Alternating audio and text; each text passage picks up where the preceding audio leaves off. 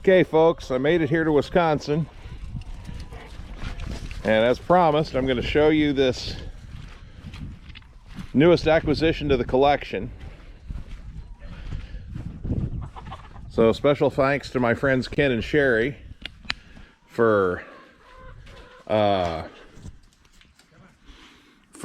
taking delivery of this and storing it for me for the last 8 months. So some of you already know what it is, and some of you don't. And I'll come around to the model and serial tag in a little while. You can see it's on a nice cart, appears to be homemade, does not appear to be original. Big old flywheels.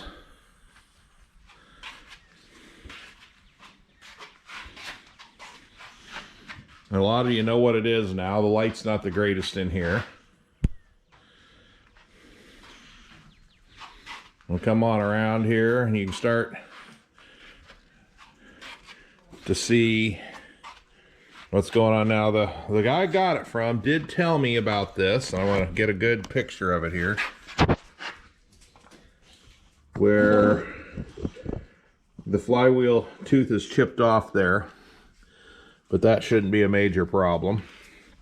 I come on around to the air box and the fuel mixture box, the carburetor, push rod. See the fuel pump back there. And if we can come up here and grab it, it's a 7 horsepower Fuller & Johnson double efficiency. From the serial number, it's debatable whether it was built in 1909 or 1910. And we're going to take a look and see if it'll roll over. Kenny, you want to grab the flywheel on that side? We'll just see if there's any compression.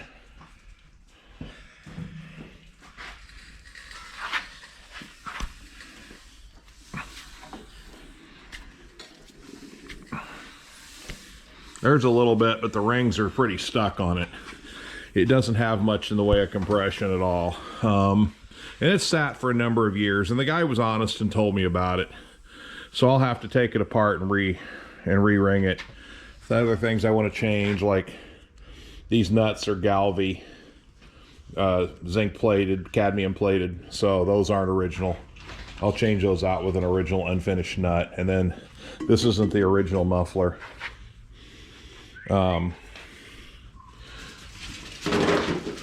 Fuel tanks here. Other than that, it's complete. I don't know if I'll try to remake that gear or try to do a braze repair on it. We'll see. That's going to be a little while. But yeah, there's not enough compression. I was going to hopefully try to start it for you folks while I was here, but I don't think there's enough compression on it to do that. So just a short little video of, you know, what we have going on. Then you can open up the rear access cover right here, and you can see, I know this doesn't show up, but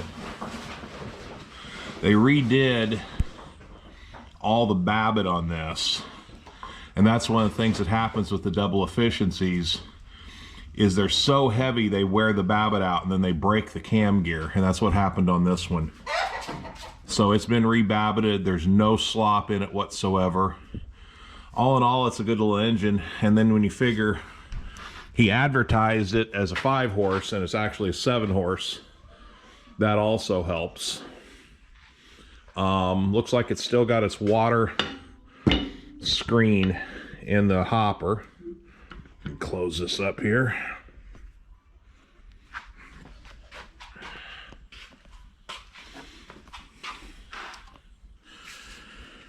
I'm not sure what all this is. I'll figure that out.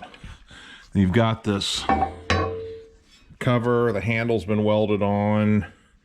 It's definitely cast. Let's see. Looks pretty clean inside. fuel pump.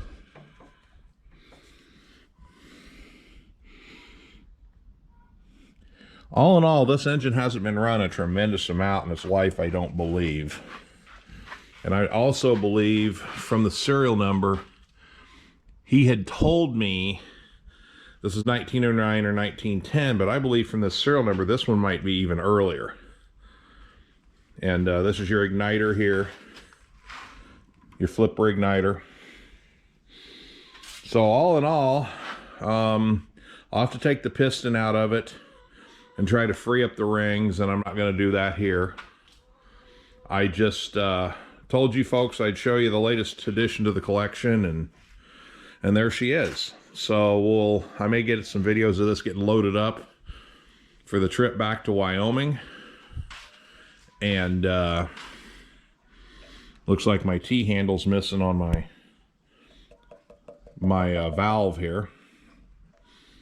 That's your priming cock or your pressure bleed off, one of the two. I'll have to play with that a little bit and figure out exactly what that is. First one I've ever seen that had that.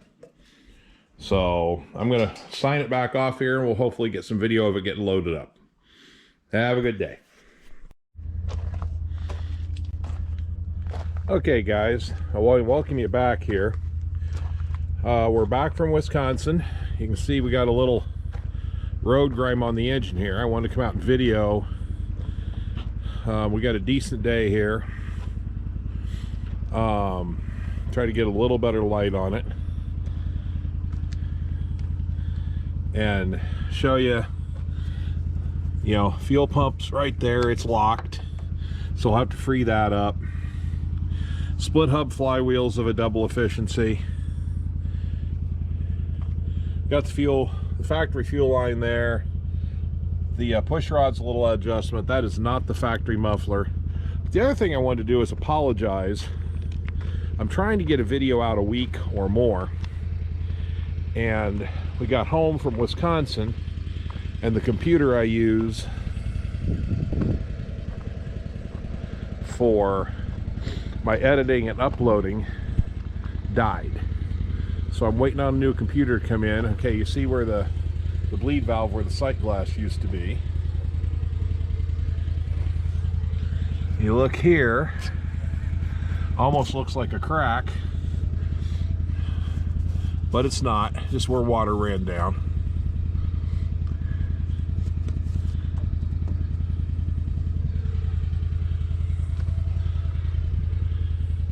So somebody, this is not factory here, this sheet metal cover, I believe those are all cast. I found that when we were loading it up. Couldn't get video of loading it that day because it was snowing when we loaded it. Open it up.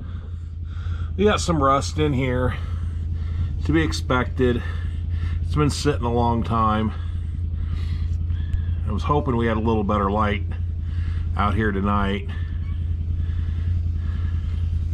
Got the double nuts.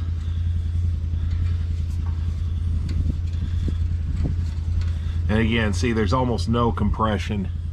I'll have to figure out what that is as time goes on. But like I said, I want to apologize.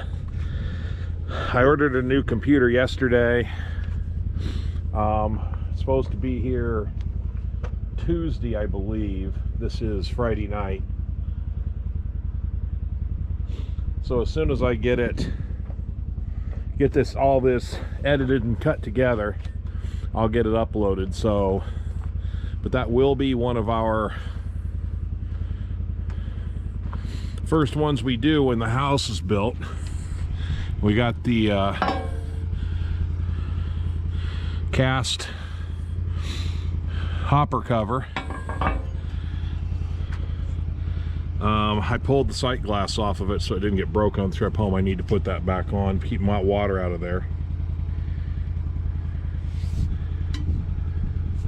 So with that, I'm going to say goodbye, and we'll see you on the next house video on the contractor series.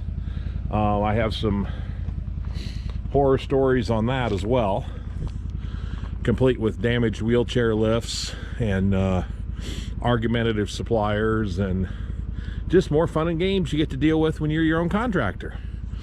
So you folks have a good day, and we'll see you next time.